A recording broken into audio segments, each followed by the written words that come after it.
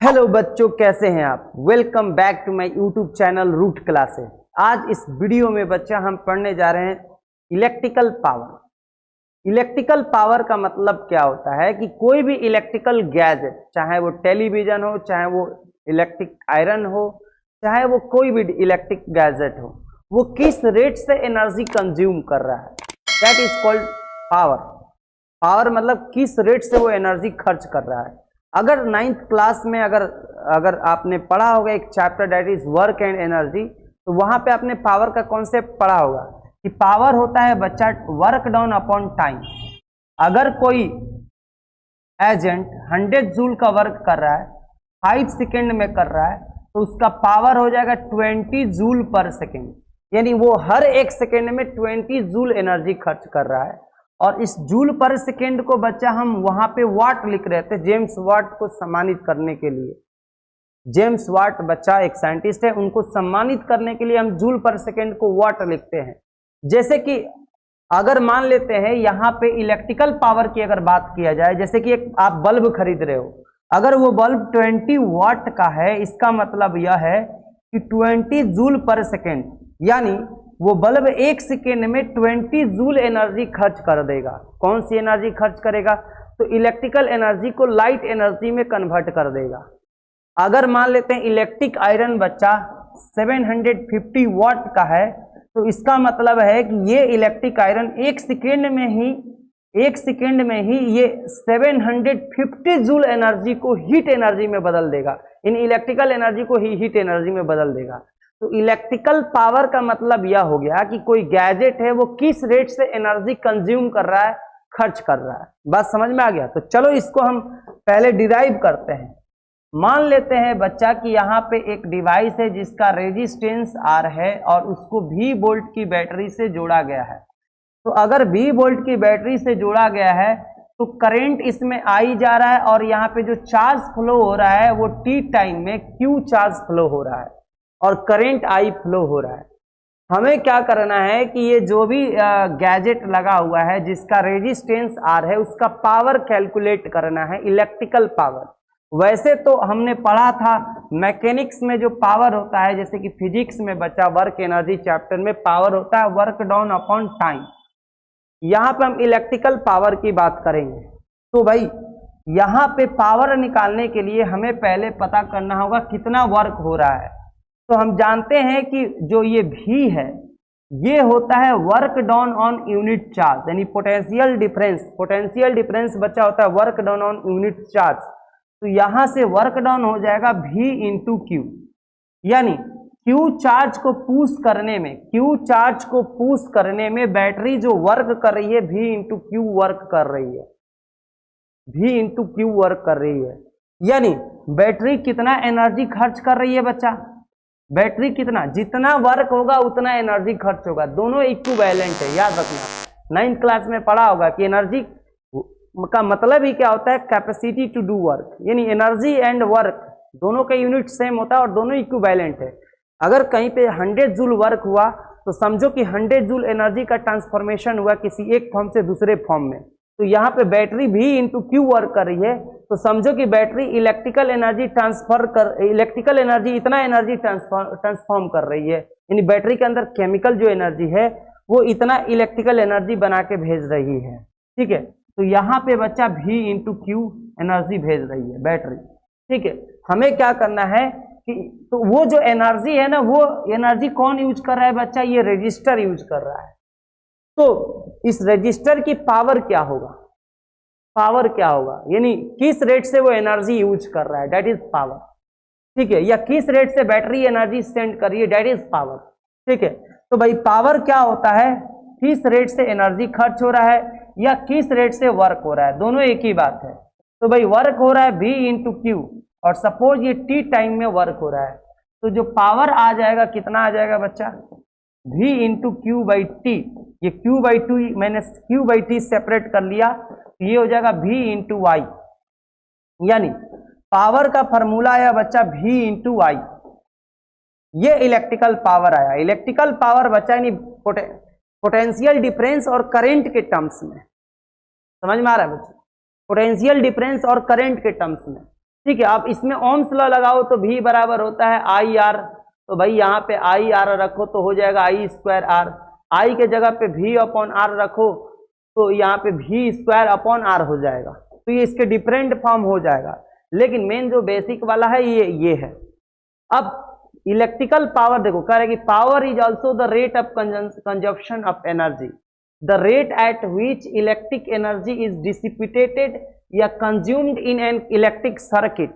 किसी भी electric circuit में किस रेट से एनर्जी कंज्यूम हो रही है या डिसिपेटेड हो रही है, ठीक है, वही उसका पावर कहलाता है। और पावर का फॉर्मूला होता है बच्चा V इंटू आई, ठीक है। सिंपली भाई वर्क जो डाउन कर रही है बैटरी V इंटू क्यू, और दोनों तरफ टाइम से डिवाइड कर दो तो ये आ जाएगा power, rate of doing work. 9th class में वर्क एनर्जी पढ़ा होगा, और ये हो गया electrical power that is V into I, और ओम्स लॉ लगा के ये डिफरेंट फॉर्म आ जाएगा, ठीक है। अब चलो, अब यहां पे पावर की यूनिट डिफाइन करते हैं। पावर की यूनिट होता है बच्चा वॉट, अगेन वही यूनिट होगा जो 9th में पढ़ा था वॉट। अगर मान लेते हैं कि कोई मशीन 1 वोल्ट पे वर्क कर रही है और 1 एम्पियर करंट यूज कर रही है, तो उसका पावर हो जाएगा 1 वोल्ट एम्पियर, और इसी को यहाँ पे वॉट लिखा गया है। भाई वहां पे 9th क्लास में जूल पर सेकेंड को वॉट लिखा गया है, यहाँ पे वोल्ट इंटू एम्पियर को वॉट लिखा है, दोनों बात एक ही है। वोल्ट का मतलब होता है work done on unit charge, ampere का मतलब होता है क्या होता है बच्चा बताओ, ये होता है Q बाई टी। तो देखो Q Q कट के आ गया W बाई टी, यानी वही वाला 9th वाला फॉर्मूला बन रहा है, तो वही बात है, ठीक है। बट यहाँ पे हम इलेक्ट्रिकल टर्म्स में ये पावर डिफाइन कर रहे हैं, यानी 1 वाट पावर किसे कहेंगे ये भी जरा समझ लो। अगर कोई मशीन 1 वोल्ट पे ऑपरेट कर रही है, अगर कोई मशीन 1 वोल्ट पर 1 एम्पियर करंट यूज कर रही है, तो उसका पावर 1 वाट होगा, और इसका मतलब होगा कि वो 1 जूल एनर्जी हर 1 सेकेंड में खर्च करेगा। वाट का मतलब जूल पर सेकेंड भी, और वाट का मतलब वोल्ट इंटू एम्पियर भी। वाट का मतलब यहाँ पे बच्चा समझ लेना, वाट यूनिट हो गया पावर का, और इलेक्ट्रिकल पावर के टर्म्स में ये V इंटू ए को ही वाट लिखा गया है। और जो 9th में तुमने पढ़ा था वर्क दैट इज जूल पर सेकेंड, तो बात एक ही है, बात एक ही है। इलेक्ट्रिकल वहां पे हमने डिफाइन किया था कि 1 वाट पावर किसे कहते हैं। अगर 1 जूल एनर्जी खर्च हो रहा है 1 सेकेंड में, तो उसका, अगर कोई मशीन 1 सेकेंड में 1 जूल एनर्जी खर्च करिए तो उसका पावर 1 वाट।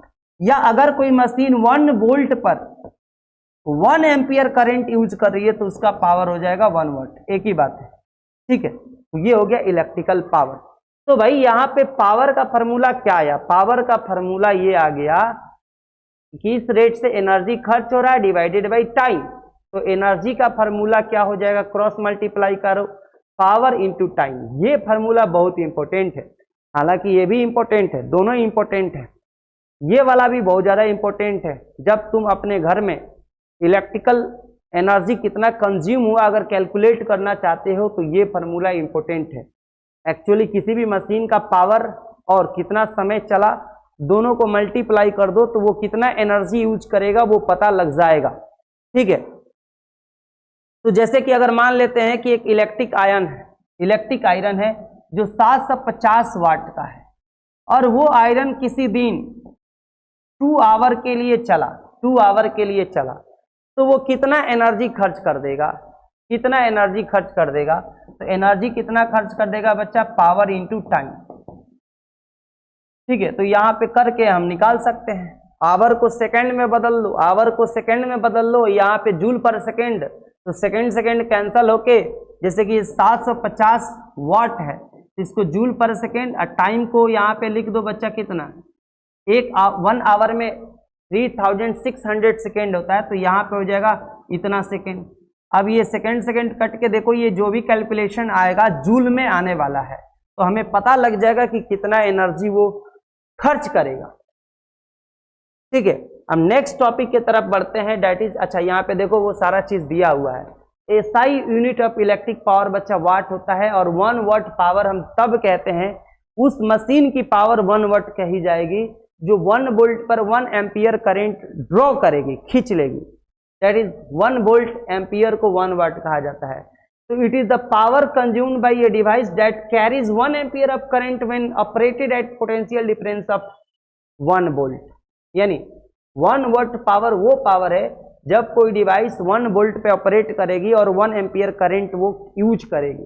ठीक है, पावर का यूनिट वाट होता है, बहुत छोटा यूनिट होता है, और इससे बड़ा यूनिट होता है किलोवाट।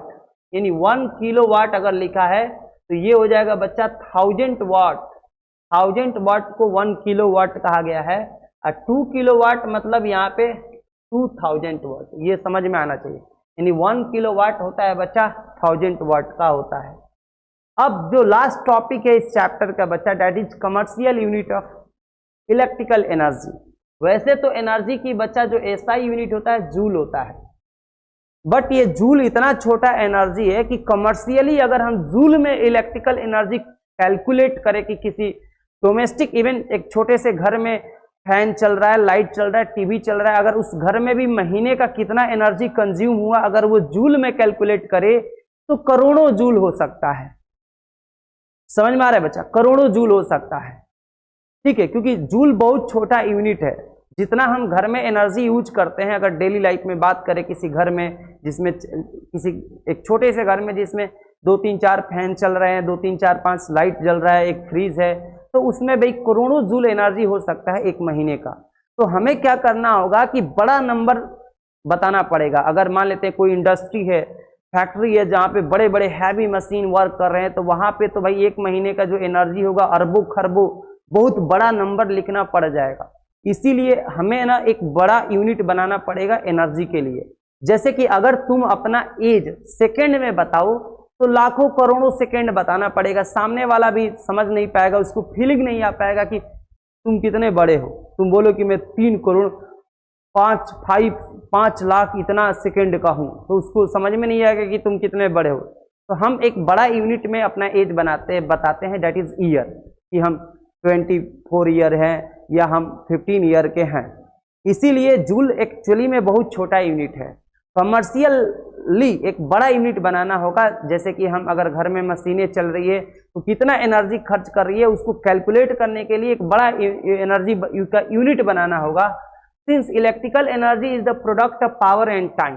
देखो भाई, हमने अभी पढ़ा पावर जो होता है, कितना रेट से एनर्जी खर्च हो रहा है वो पावर होता है। तो एनर्जी क्या हो जाएगा? Power into time. ठीक है, therefore the unit of electrical energy is watt hour. देखो, एक बड़ा यूनिट वॉट आवर हो सकता है, इससे भी बड़ा यूनिट किलो वॉट आवर हो सकता है। ये पावर और ये टाइम। ठीक है, तो ये एनर्जी मेजर करेगा, ये एनर्जी मेजर करेगा। यानी किलो वॉट पावर हो गया इंटू टाइम। तो एनर्जी क्या होता है बच्चा? Power into time. तो ये जो सॉरी यहाँ पे आवर ले लो। ठीक है, तो ये टाइम का यूनिट और ये पावर का यूनिट, बड़ा यूनिट, ये भी बड़ा यूनिट। तो ये अब ना एक बड़ा यूनिट बन जाएगा। ठीक है, तो 1 वाट आवर क्या होता है? 1 watt hour is the energy consumed when 1 watt of power is used for 1 hour. ये 1 वाट आवर है। ठीक है, इससे ज्यादा जो सबसे ज्यादा यूज होती है that is kilo watt hour, यानी और बड़ा। ये थोड़ा 1 वाट आवर जूल से तो बड़ा है, बट अभी भी छोटा है। किलो वाट आवर, या इसी को बच्चे हम यूनिट भी कहते हैं। तुम्हारे घर में जो इलेक्ट्रिसिटी की खपत होता है उसको यूनिट में बताया जाता है कि 100 यूनिट, 120 यूनिट, इस तरह से हम बात करते हैं। ये यूनिट बोलो या किलो वाट आवर बोलो, ये दोनों इलेक्ट्रिकल एनर्जी के कमर्शियल यूनिट है। Commercial unit of electric energy that is kilo watt hour और unit. The commercial unit of electric energy is kilo watt hour, commonly known as, इसको unit भी कहा जाता है। अब 1 किलो वाट आवर कितना जूल एनर्जी को कहेंगे? तो 1 किलो वाट मतलब बच्चा 1000 वाट, और आवर का मतलब 3600 सेकेंड। अब दोनों को मल्टीप्लाई करने पर इतना आ जाता है बच्चा, यानी 36 पे ये 2 जीरो, ये 3 जीरो, 50। ठीक है बच्चा, और इसको अगर ऐसे लिखोगे तो ये 10 के पावर 50, और साइंटिफिक फॉर्म में लिखोगे तो 1 डिजिट के बाद डेसिमल रहता है, तो ये ऐसे हो जाएगा। ठीक है, यानी 36 पे 50 बैठा हो, इतना जूल एनर्जी है ये। और इस जूल एनर्जी को, इतना जूल एनर्जी को हम 1 किलो वाट आवर कहते हैं। यानी इकाई, दहाई, सैकड़ा, हजार, 10,000, लाख, 10 लाख, 36 लाख जूल अगर एनर्जी तुम्हारे घर में खर्च हो रहा है तो तुम्हारे मीटर की रीडिंग 1 यूनिट होगा। अगर 72 लाख जूल एनर्जी खर्च हो रहा है तो तुम्हारे घर की जो रीडिंग होगा डेट इज 2 यूनिट होगा। तो समझ रहे हो, इतने ज्यादा एनर्जी को हम 1 किलोवाट आवर कहते हैं या 1 यूनिट कहते हैं। 1 किलोवाट आवर बोलो या 1 यूनिट बोलो, एक ही बात है, ठीक है, एक ही बात है बच्चा, ठीक है। तो यहाँ पे अगर जैसे कि क्वेश्चन क्या आ सकता है, जैसे कि एक इलेक्ट्रिक आयरन है, सपोज एक इलेक्ट्रिक आयरन है जिसका पावर दे दिया है 750 वाट और वो किसी एक दिन 2 आवर चला, तो एक दिन में मतलब अगर 2 आवर वो चलेगा तो कितना वो एनर्जी कंज्यूम करेगा यूनिट में या किलोवाट आवर में। तो देखो एनर्जी का एक ही फार्मूला है, पावर इनटू टाइम, मैंने अभी जस्ट बताया। और याद रखना कभी भी ऐसे क्वेश्चन आएगा तो इस पावर को ना किलोवाट में बदल लो। तो किलोवाट में बदलने के लिए सिंपली हमें 1000 से डिवाइड करना होगा। तो यह आ जाएगा बच्चा कितना, 75/100। 25 से ये 3 बार में, ये 4 बार में, यानी 3/4 किलोवाट, यानी पावर है 3/4 किलोवाट और टाइम है 2 आवर। तो ये 2 से 2 गया 2 बार में, यानी 3/2 किलोवाट आवर, यानी ये 1.5 किलोवाट आवर को यूनिट भी कह सकते हैं। यानी अगर ये आयरन केवल 2 आवर के लिए चला तो तुम्हारे जो मीटर लगा है घर में, इलेक्ट्रिक मीटर, उसकी रीडिंग इतना बढ़ जाएगा।